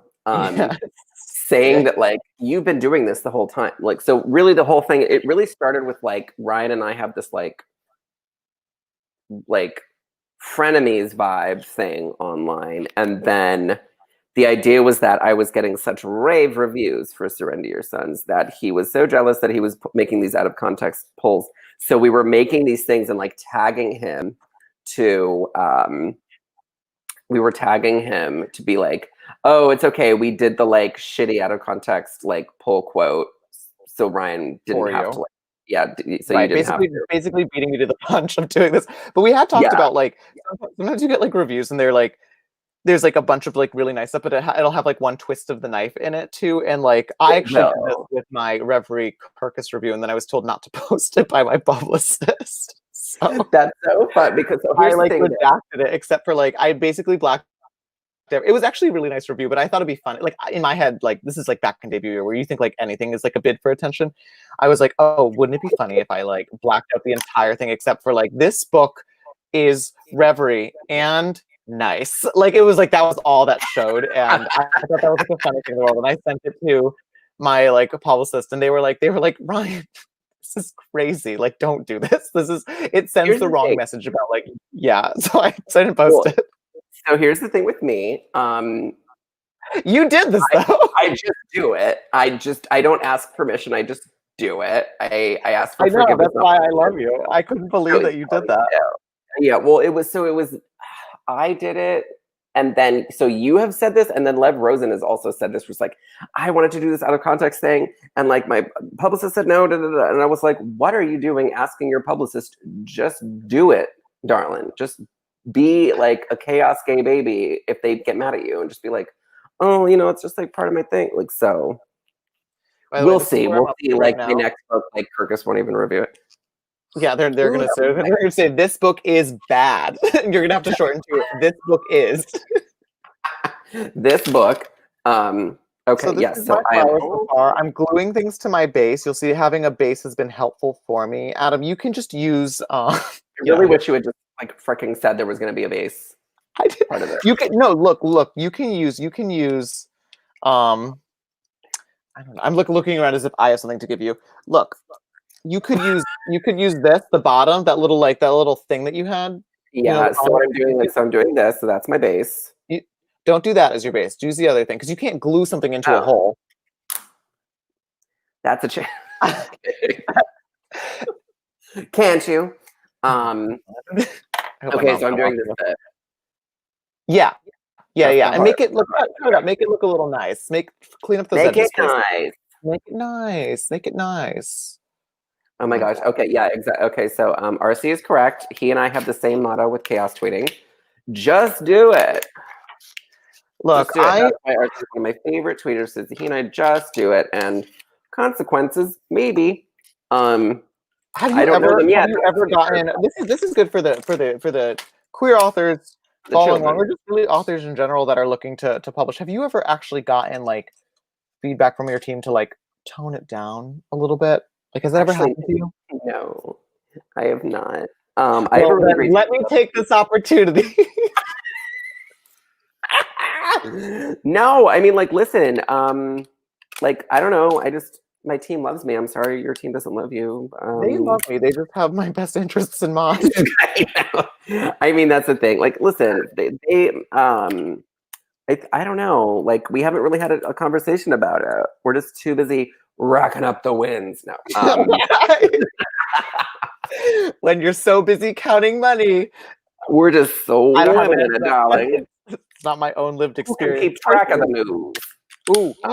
Oh no, I fucked it up. Ouch! Oh my god. That glue is hot. See, I burned myself and then you burnt yourself. Oh, twins. Oh my god, we're so in sync. I know. Burn twins. Yeah. Burn twins. Oh, this was good. This was going really well, and now I just messed it up. Oh my god, I always do this. I always like get cocky and then I fucking screw it up. Oh my god. Oh, well, adapt those life lessons to your career. That's it. That's what Get cocky. Don't screw it up. I know this. There it is. That's my whole thing is I'm just like, listen, this could like fall apart at any minute. So I'm just going to be like super grateful. And there you go. I feel that so much of like who I am in the world of publishing is I'm just so happy to be here. Like I've always like I set really like short-sighted goals of like I just want to get like a book published and I want it to be Reverie. And then when that happened, I just didn't reset the goalpost. I was like, well, great. I'm in like heaven at this point. Like I've done what I came here to do.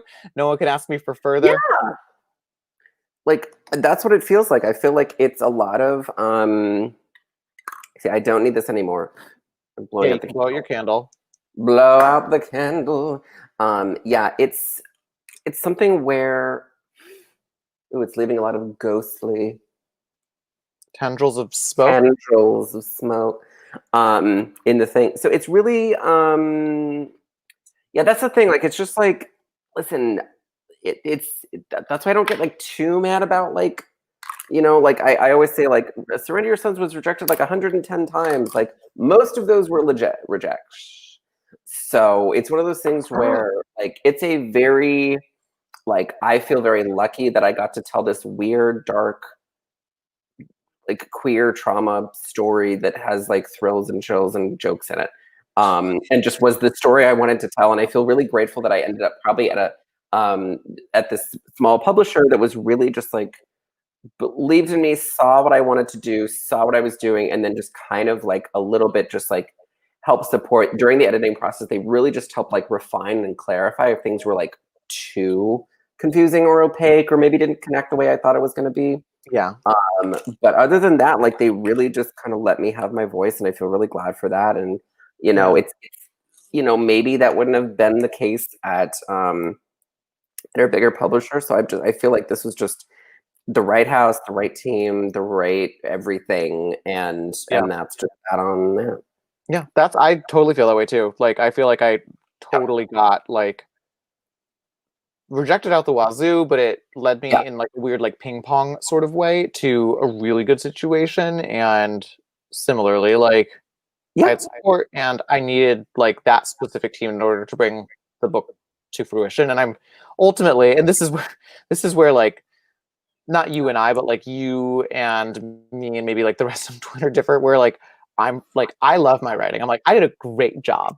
Like I'm super happy with how like Reverie came out, and like I wish all people could feel that way about their writing. So ultimately, like what people think of it or like the reception of it, like I know I accomplished what I set out to do when I wrote it, and like that's a very solid feeling for me, and it's the base of all of my confidence. I mean, amazing. Because I mean, I think that really is it. Because it's really about like what I tell people is like, if you're like, oh, what's the book which idea should I choose? I have like 1,000 ideas. Because like me, I've got like ideas. You're same. Like every day you're like, so I've got this new idea, and I'm like, that's a new one. Then Kevin tells me to shut up. Yes, he does. But Kevin like says shut up about like anything. I don't think Kevin wants anyone to like talk ever. Kevin, if you're in the chat, feel free to defend yourself. He really defends. I feel like he did. But we have a new crew. But yeah, it's one of those things where like you have to like super fall in love with the story, because like to take it all the way to this point, like you're gonna have to talk a lot about this book. So you better love it. So if you're like down on it in any way, it's just going to be a long road, because you're going to have to like pitch it to your agent, pitch it to your team, pitch it to your publicist, pitch it to, you know, the news outlet to do your book cover reveal, like pitch it again. Like you're just going to have to like literally pitch it over and over and over and talk about it again and make it like feel fresh every single time. And I found for Surrender Your Sons, that just magically, luckily, was that for me. Like every time I talk about it, like I've been talking about this book since 2013, gang. And I really haven't taken a year off of talking about it or thinking about it. And I'm still like it's taken up every day, talking about it. So like you're gonna be furious when you go into like the phase after publication where suddenly the book is like a thing without you. What are you gonna do? I'm upset. Like I've literally been having like I'm worried about it because I'm like, wow, this was.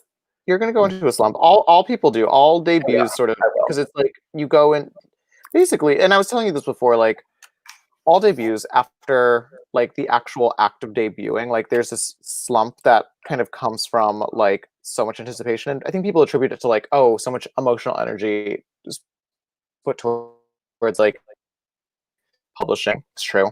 But I think a large part of it is that like when a dream comes true, it dies in a way, right? Like all that anticipation that kind of keeps you going and focused on something, like that goes away once it actually happens. And you don't realize like how much of that comprises like your motivation and your ambition is like kind of like reaching for this thing. Suddenly you've reached it and you're like, oh my God. And you should feel like, or you think you should feel like nothing but relief, but it's this like punch to the gut when like suddenly like all of the air has been sucked out of you and you're like, oh my God, like what who am I now if I'm not like peddling these hot goods, these hot cakes at the market?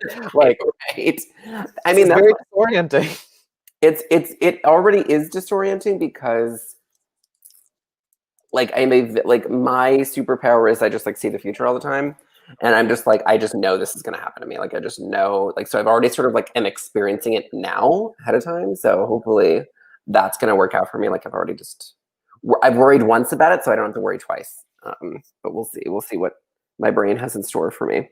But yeah, I mean, it's like, I'll have to, like, I'm trying not to think of it as like, oh, because I'm not writing Connor anymore. And I really have been just writing him for so long. And I feel like he had many different versions. And finally, like, this is the most realized version of who he always was. And I feel like now it's definitely time for like someone else to take that character place in my head. Like, I'm sure you felt this way about like Kane. And then like, yeah, like it's one of those things where like, and I write this in the acknowledgments page for those who've gotten that far in the book, is that like, I think it is the last line of my acknowledgments page is that I do thank Connor for spending all of these years with me, because it was one of those things where I enjoyed writing him so much, and I'm very sad that I am stopping writing him now. But like, an imaginary friend dies in I know. Spoiler alert. I actually won't say the movie, so it could be anything. You don't know. This could be the Godfather. when the imaginary friend dies in Godfather 3. The horse is imagined. Exactly.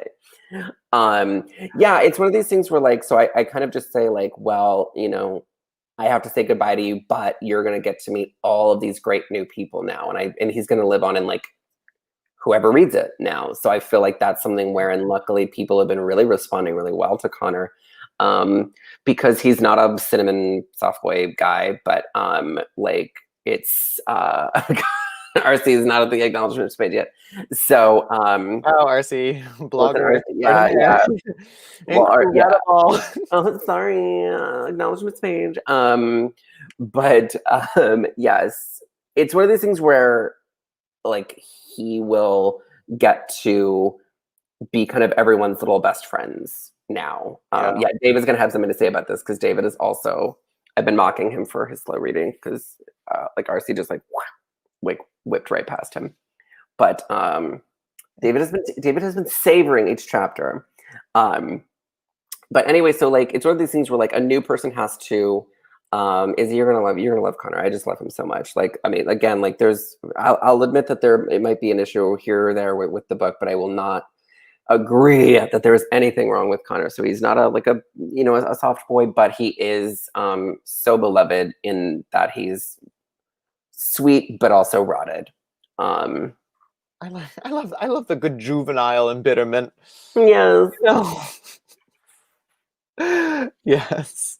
What would Connor sing? What would Connor's lip sync for his life be?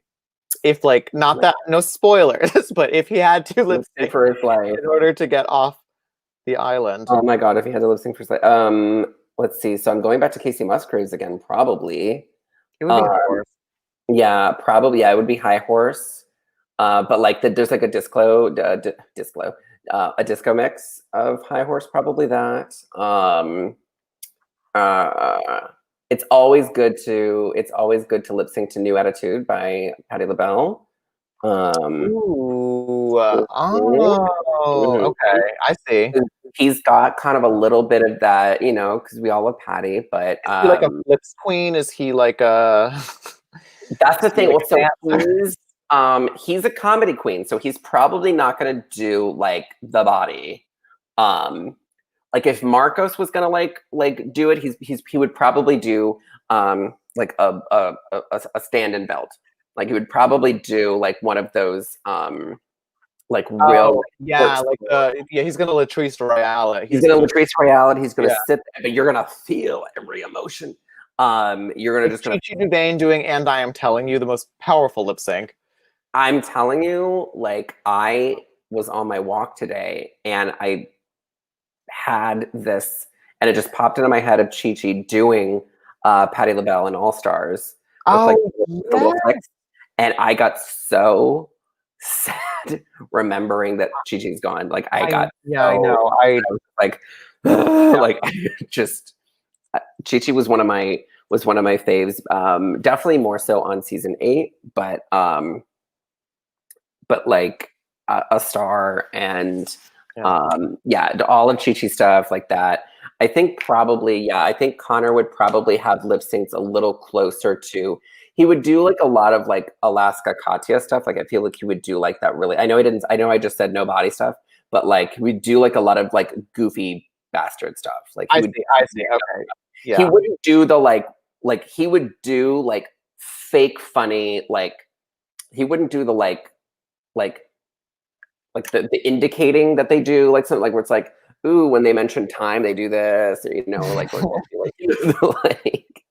they'll do that stuff. I feel like he would do a lot of like really funny, like that type stuff. I feel like he would win Rue over just from just the personality moment of it. Like when Monet exchanged like fake death drops. That is one of my favorite things that ever happened on that show. Really changed things for me. Yeah, like anything where it's like I feel like Connor loves subverting expectations. I feel like he's very keenly aware. I think you said this earlier. He's very keenly aware of how people view him. Yeah. Because he's very clear on who he is in his own viewpoint and how other people view him, and he knows that they are two separate things. And I feel like he's very much constantly that is astute. Yeah. That is astute. So he's not like, I feel like he was really perfect to come into Nightlight and really start like messing stuff up and really start. He has a very good grasp of self upon entering, which is like such a superpower for a teen. The self-assurance is the wrong word, but he's like I don't know. Look at something like that, because he's definitely got hangups and he's definitely really self-conscious about things. I've stopped super gluing, by the way, because my Gorilla Glue is not working on this plastic. It is not getting tacky at all. The tackiness is all here, so it is not getting tacky. Maybe it just needs to like dry for a second. See, like if you put it on, because is it like very gooey? Not like so. Describe it to me. You're a writer. Yeah. I'll do a first draft. It was sticky. Like it felt sticky. It was sticky. It felt sticky. What kind of sticky? Are we talking like is there any resistance, or is it just like gooey? It's like there's like a little. Can you show me? There. Okay, and you're trying to put glue on the petals? Yeah, like I put it on the pedal and then I put it down here. Okay, I'm gonna try one more time. Show me you connecting the pedal to the mount. Okay, I just put some fresh Gorilla Glue on there. Yeah. Be honest, am I the worst crafts person you've had on the show? No. Well, actually, yes. Yes. Yeah, you are. I'm sorry. But it's only because the only other person that I've had do like a live with me is Zoraida Cordova, who like really blew me out of the water with how good she was at painting. I just did not expect it. And she did an incredible job. Like I was ready to really like show her up and like take my time being like, no, like this is good. And then she's showing you. Yeah. I was sweating. Oh my God, I couldn't believe it. Like she was like done and I was still like hot gluing. Like I had to whip out gemstones because my paint job was so awful. And so I have it right here. Hold on.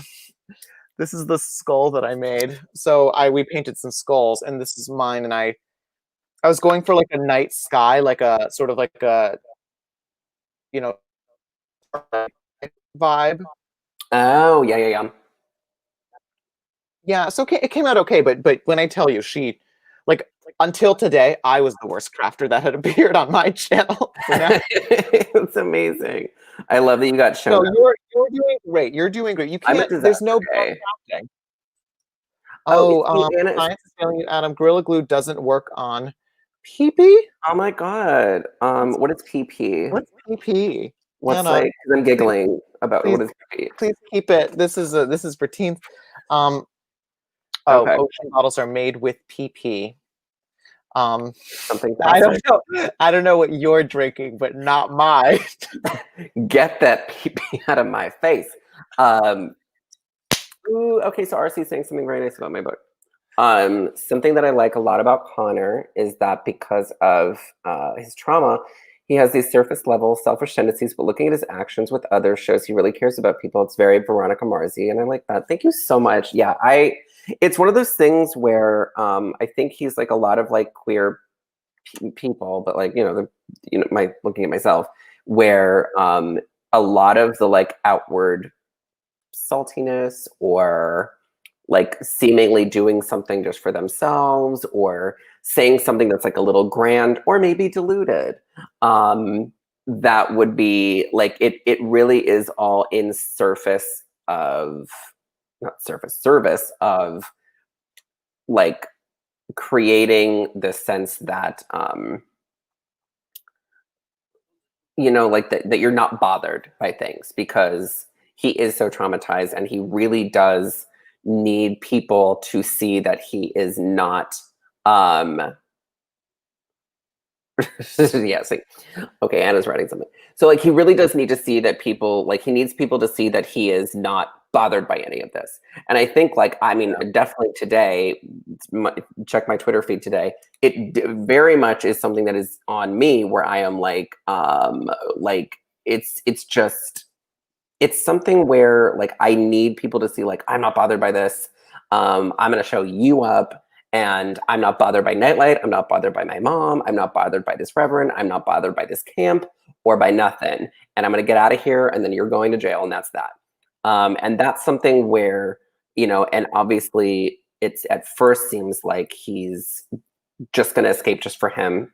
And then obviously the more he's there, he like immediately is like, well, I can't just leave. I can't just leave Marcos or Molly or Darcy or any of the campers because he knows what he would be leaving them to. So RC, thank you so much for that. Also saying it was really refreshing to see the small apology scene after his outburst. But yeah, Connor has a lot of like outbursts and then little apologies afterwards, which is I think is very gay rights. Yeah, that's unfortunately where I really lost him. I can't relate to that. Yeah, no, I can't relate to that. Can't relate to having like a big moment and then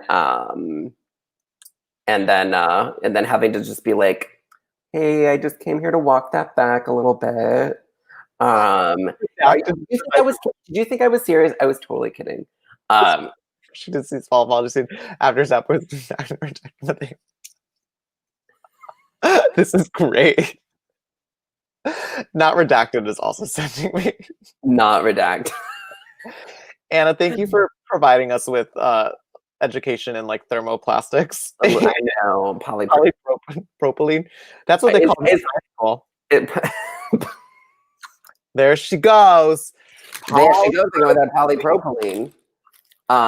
Yeah, I think that's definitely something where I don't know science, and I probably should have ahead of time, but I was, we can't all be craftsmen, so I just have a bunch of, this is my Sasha Velour moment, and I'm just gonna drop all the petals right here. Woo! Flowers everywhere. Meanwhile, mine is absolutely iconic. Look at her. Yours is so good. Gorgeous. This is nailed it. You put me on to nailed it. Yeah. Beautiful. Wow. Oh my God. Don't worry. Everyone's first try is pretty bad. Like, for instance, my first try looks like a flower. So damn it. This I made with a Pelia bottle. Listen. It's listen, oh my God, sorry, keep going. I'm gonna do that like divorced mom speech in every movie in the 90s and just be like, I never said I was perfect. I never said I was the perfect crafts person. What you need to do is I could be like, Adam, don't give up. You're walking out on your dream. And then you go, no, Dad, I'm walking out on your dream. I'm walking out on your dream. Oh my God. So like Michael and I have been watching so many like shithead Disney Plus movies from like 15 years ago. Great. Highly recommended for bed. Really relaxes the brain. We were watching like Double Teamed, and he had like a big gay screen because he was like Double Teamed from 2002. And I was like, I don't remember none of that. And it was like twin teenage basketball playing daughters, and it was something, and I just like didn't remember. I had no nostalgia for it, so I was like, get this crap off of my thing. But it had one of those moments, yeah. Yes, I am your mother. Yeah, it's exactly right. I am every like angry, like confronty, you should be more grateful mom part. That is where I get the Connor's mom dialogue from. I love her. I think about that all the time. My fun fact is that the person that did, I don't know if you guys have ever seen the like say so remix with like the Hereditary thing in the background. Where it's like, don't you look at me, you little shit. Don't you ever speak to me. I am your mother. My friend John made that. And then everyone used it. Oh, I love that so much. Yeah, John. Okay. He's verified that. Well, anyhow, I'm sorry that this was such a bust for you. And it was not a bust. It was I loved seeing everybody. Will you post a photo of your final product? I'll post a photo. Okay, yeah, I'll do that. Listen, I feel like I set out to do what I wanted to do, which is make petals. This is what we're talking about. You accomplished a goal you set for yourself. There's no reason to move the goalposts now. Okay, so I'm gonna do another famous like abusive mom, and I'm gonna do Mommy Dearest to be like, listen here, Missy. Look at your flower. It's green. Where's the green flower in nature? These are actual flower colors. This is what flower petals really look like. This is what that's just some made up crap. That isn't even a flower. That green is the stem part. You got it flip-flopped. Well done. Joke is on me because I'm the one that made a flower out of trash. So I really got out of this unscathed. You did. Incredible. All right, so we will wrap this up. If anyone has any final questions, get them in now. We'll do some Q&A. We've still got probably about 10 more minutes or so before. That's great.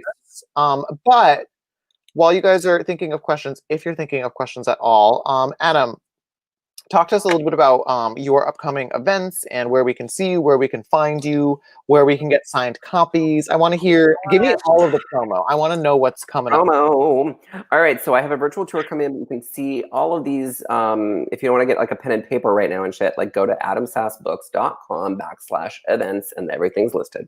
So what my first event is, my launch event. I'm doing it on Tuesday night, 7:30 p.m. Eastern time. Everything I'm saying here is Eastern time, so I don't have to keep saying it. So it's me and Garrett Conley, who is the author of Boy Erased, and lovely human being. And he and I will be doing our event, and then there will be a virtual signing where we can talk one-on-one just like this. Everybody gets 30 seconds. I met with the bookstore today, and they've already done this for somebody else, and they were like, here's how it's going to go. They have 3 Zoom cameras going at once in the store. I will physically be in the store with my copies. And this is so cool. I love it. It's very, very cool. So it's going to be like, we're going to do the event, and then it's going to be like, okay, everybody who's waiting in the signing line is going to get like they're going to go over to the other computer. Like you, the viewer, don't have to do anything. Like the store team is like going to just do it. So they move into this other area, and there'll be like little waiting game shit where while you're waiting for your name to be called. Yeah. So there'll be like little trivia. We're maybe even thinking Surrender Your Sons themed categories. No one's read it yet. That's not fair. Oh, it's not going to be like about the book or whatever like that. It's going to be like, that's why we're saying like categories and stuff. It's going to be like, yeah. Category is leaves. Categories jungle, that sort of thing. Yeah. So it's all going to be like stuff that is like pretty well known already about the book. But or it'll be about me, or it'll be trivia about me. By the way, I'm not complaining. I would love to come and compete in those categories because I have read it and I love a game where I have an unfair advantage. So I'm into this. Exactly. I can't wait for somebody in that waiting line to like spoil it for somebody, and for like a fight to break out, and for there to be drama at my launch, not at my launch, and for that to be that, and then one by one they'll fling you over to me because I will be in another room, and they will like be like, okay, ooh, Ryan LaSalle coming over here. And then we would have 30 seconds. And then I go, okay, bye. And then, yeah. That's so gorgeous. Look at that. I really did a great job. You did. Well done on you. Thank you. So I posted the link to Adam's site, yes. adamsassbooks.com/events. So guys, go check it out. Also, the ticker on the bottom of this, if you want to pre-order, there's still time, and you still should. It actually is very helpful for a book to have pre-order numbers, especially if you're planning on buying it anyways. And you can get signed copies from Main Street, I think. Is it Main Street Books? Main Street Books, yes. You can get right now, this is the only place where you can get a signed copy from me right now, is through Main Street Books, my launch store. So go to mainstreetbooks.com and then get your signed copy there, and I will be able to sign it. If you can't make the event, like not a big deal, but like if you want the signed copy, like I'll just sign it afterwards, like to y'all. Oh my God. Okay. So yeah, I can't believe Surrender Your Sons ends with the yum. It's funnily enough, this story began as a spin-off of like kind of a superhero script I had written in college. And that's where a lot of these characters came from. So if you read that script ever, there was a superhero called Nightlight, whose real name was Connor.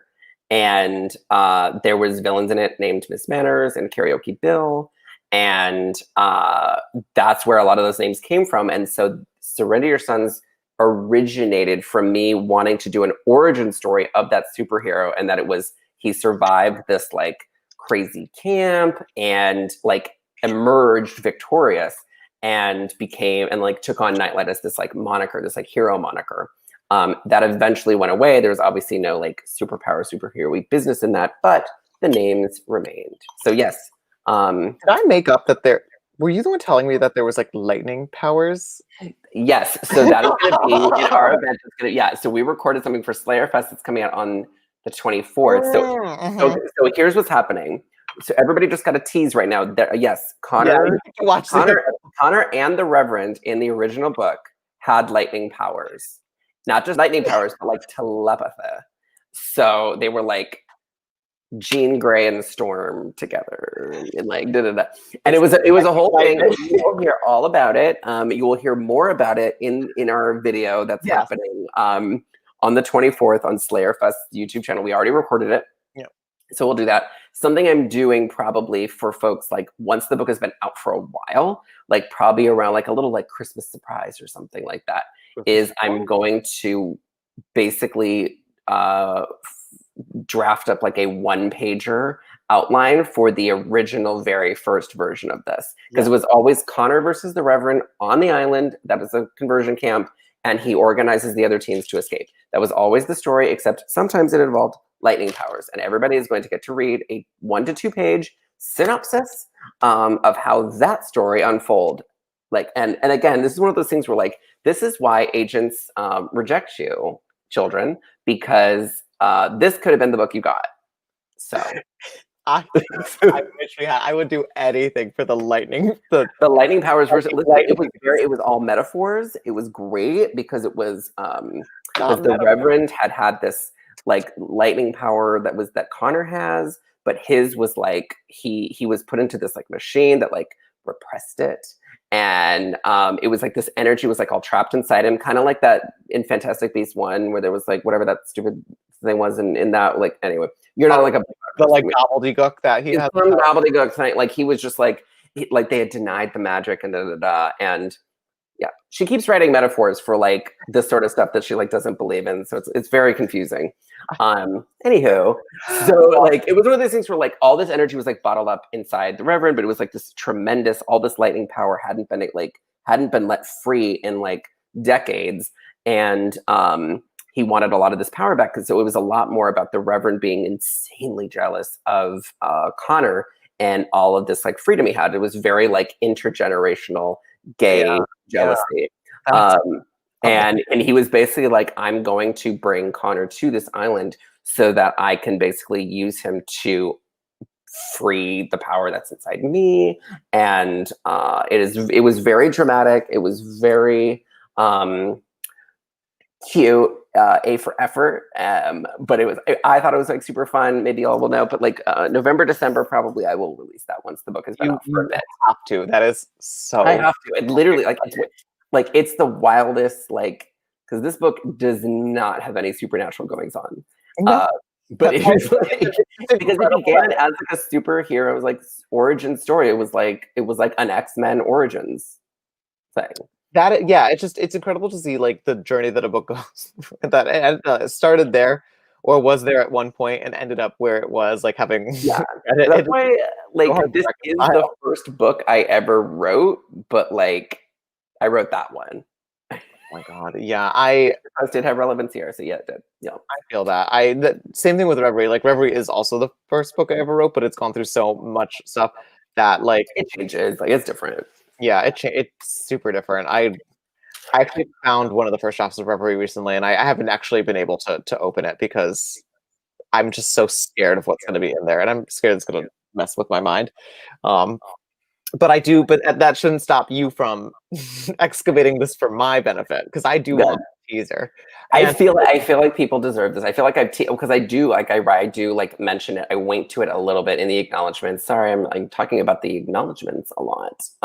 But those are some powerful acknowledgments. To drain, but yes, I'm slowly draining David's youth and energy. That is why I befriend younger gays, is to just vampire out of them. That's why else would you? Why we're friends? For me, what? Is that why you and I are friends? Mm-hmm. Yeah. This is my way of letting people know that I'm younger than you. I want to get that like 2-year edge or whatever. I actually don't remember how old you are. I feel like we're all just like vaguely 29. No. I am 29. You are 29? Good for you. How old I am. Yeah. Good for you. Well, when you're 37, you will still feel 29. I had somebody, so at the Dunkin' Donuts today, I went in there and the cashiers were like, wait, how old are you? They like asked me out of the blue and I said 37 and they were like, get out of town. And I was wearing a mask, so I was just like, everything underneath the eyes is old. That's where I hide all the old. You had your like beautiful like charcoal natural eyeliner, and I had like a smoky eye, and I had my little like cute high fade haircut. I think you were wearing a mask so they couldn't just see the blood pour out of your mouth. It's just a skeleton. Someone's home. My husband just got home from his hospital. All right, I'm gonna let you go. Thank you for doing this with me. Thank you, everybody. Thanks everyone for coming. Oh my god, feel free to leave questions and comments and stuff like that too. But y'all were a blast. Thanks for coming with us. I will post a picture of my horrible art project. You must. It's required. All right, everyone. Surrender Your Sons comes out on Tuesday, so pick it up. We cannot wait. Adam, I'm so proud of you. I love you lots and lots. Thank you so much. Back at you. All right, bye. Bye.